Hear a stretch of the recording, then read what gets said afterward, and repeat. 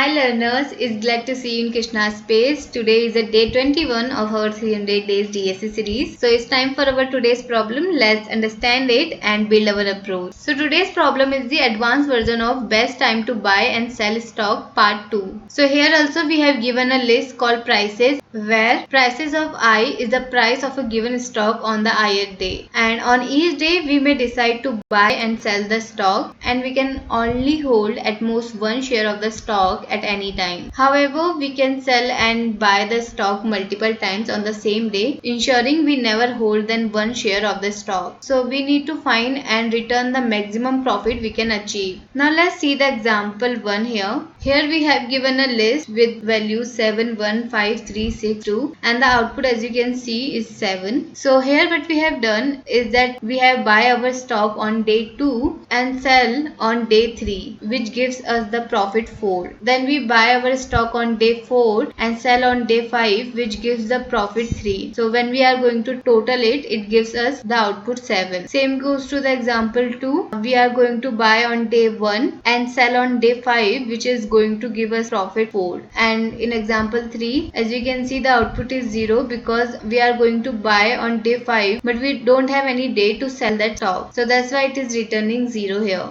Now let's see how I approach this problem. So the thing is that if someone wants to buy a stock, it should be the minimum value, and when someone wants to sell the stock, then it should be the maximum value. But the twist in this question is that we can buy and sell our stock multiple times. So what we can do is basically, if my current value is less than my next day value, so we are going to buy our stock and sell our stock on next day so that we can get the profit. So that's what I have done in my code. Now let's see the code. Here as you can see, I have created a variable called profit as current value is 0. Following that, I have run a loop till n-1 because I am going to check the next day values. So that's why the range is n-1, where n is our length of prices. So in the loop, the first thing we are doing is to check if my next day value is greater than my current value, and if it is greater, then we are going to add the difference of next day and current day in my profit, and in the last, when I will come out from my loop, I am going to return my profit. Now let's understand it more clearly by taking the example 1. So when my loop will going to be run, my next day value will be 1 and my current value will be 7, and as we know 1 is not greater than 7, so my loop will move forward. In the next iteration, my next day value will be 5 and my current value will be 1. So now in my profit, I am going to get the difference of 5 minus 1, which is 4. So my current value of profit will be 4. In the next iteration, we can get 3, which is not greater than my current value. Moving forward, we will get the value 6, which is greater than current value, which is 3. So we are going to add the difference of 6 minus 3, which is 3. Now my profit will become 7. So now my loop has already completed. I will come out from my loop and I am going to return profit, which is 7. And as you know that in my example 1, my output is also 7. So that's how I solve this problem. If you guys have any other solution of it, write it on comment. And thank you so much for watching this video and staying with me.